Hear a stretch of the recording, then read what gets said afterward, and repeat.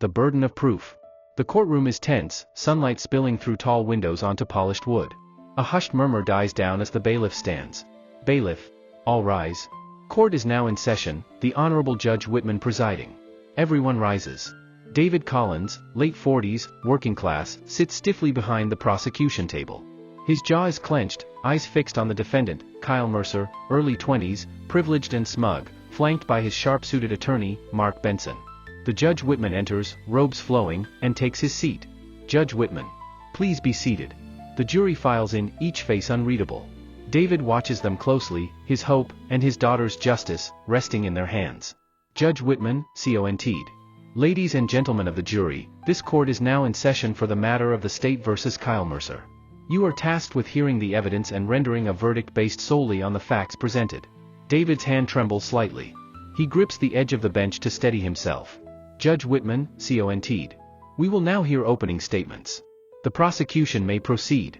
The prosecutor, Rachel Myers, 30s, composed but fiery, rises slowly. She adjusts her jacket, takes a step toward the jury, and begins.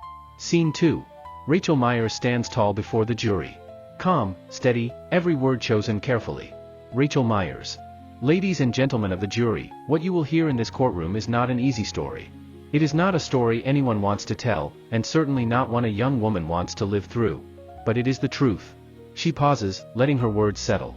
The jury shifts in their seats. Rachel Myers, CONT'd. You will hear about Emma Collins. A daughter. A student. A girl who simply wanted to live her life, until the defendant, Kyle Mercer, took that from her. David swallows hard. His knuckles whiten on the rail in front of him. Rachel Myers, CONT'd. The evidence will show that on the night in question, Emma suffered an assault so violent that it left physical and emotional scars. You will hear from medical experts. From police officers who responded that night. And most importantly, from Emma herself. She glances toward Emma, sitting quietly in the gallery, her hands folded tightly in her lap. She looks down, nervous but determined. Rachel Myers, CONT'd. This case is not about doubt. It is about accountability. It is about whether a man with wealth and influence can silence a victim, or whether the truth can finally be heard in this courtroom. She steps closer to the jury box. Her tone sharpens. Rachel Myers, CONT'd. At the end of this trial, when you have heard the evidence, I will ask you for only one thing, to give Emma Collins the justice she deserves. Rachel returns to her seat. The courtroom is silent. Scene 3. The defense attorney, Mark Benson, 40s, polished, charming with a blade beneath his smile, rises smoothly. He buttons his jacket, walks toward the jury with measured confidence. Mark Benson. Ladies and gentlemen, what you just heard was a story. A moving story, yes, but a story nonetheless. He paces slowly, making eye contact with the jurors one by one. Mark Benson, CONT'd. This case is not about emotion. It is not about sympathy. It is about evidence. Facts. The law. He gestures toward Kyle Mercer, who sits at the defense table with a carefully blank expression. Mark Benson, CONT'd. My client, Kyle Mercer, is accused of something he did not do. You will hear testimony filled with contradictions, assumptions, and gaps so wide you could drive a truck through them. David stiffens, glaring. Rachel lays a calming hand on his arm to stop him from reacting. Mark Benson, CONT'd.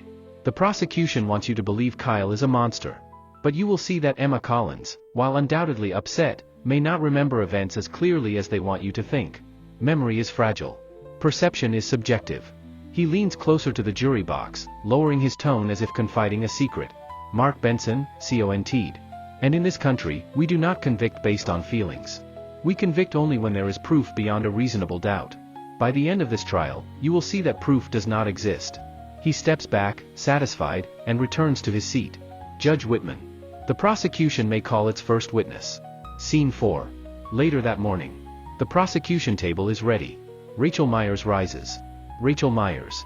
The state calls Dr. Leonard Harris to the stand.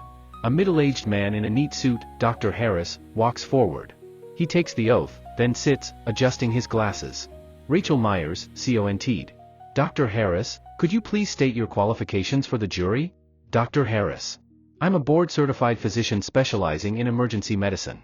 I've practiced for 22 years and examined hundreds of patients in trauma cases. Rachel Myers. Were you on duty the night Emma Collins was brought into the hospital? Dr. Harris. Yes. She was admitted at approximately 12:45 a.m. Rachel steps closer, voice steady. Rachel Myers. And what did your examination reveal? Dr. Harris. She showed physical injuries consistent with sexual assault, bruising, tearing, elevated stress hormones. She was visibly shaken, in shock. David's jaw tightens.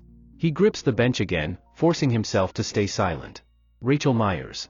In your medical opinion, did these injuries appear self-inflicted or accidental? Dr. Harris. No, ma'am. They were consistent with forced trauma.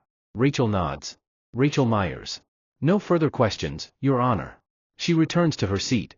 Mark Benson rises smoothly, buttoning his jacket. Mark Benson. Dr. Harris, you've testified to what you saw. But medicine, as we know, is not exact. Isn't it true that injuries like these could also occur in consensual circumstances? Dr. Harris. Steady. Possible, yes. But the severity, the placement. Mark Benson. Possible. That's all I asked. Thank you. He flashes the jury a small smile, sowing just enough doubt. Mark Benson, CONT'd. And Emma Collins, she was distraught when you examined her, correct? Dr. Harris. She was traumatized, yes. Mark Benson. Emotions can affect perception, can they not? Dr. Harris. They can, but they do not change physical injuries. Mark nods, feigning respect. Mark Benson. No further questions, Your Honor. The judge gestures. Dr. Harris steps down.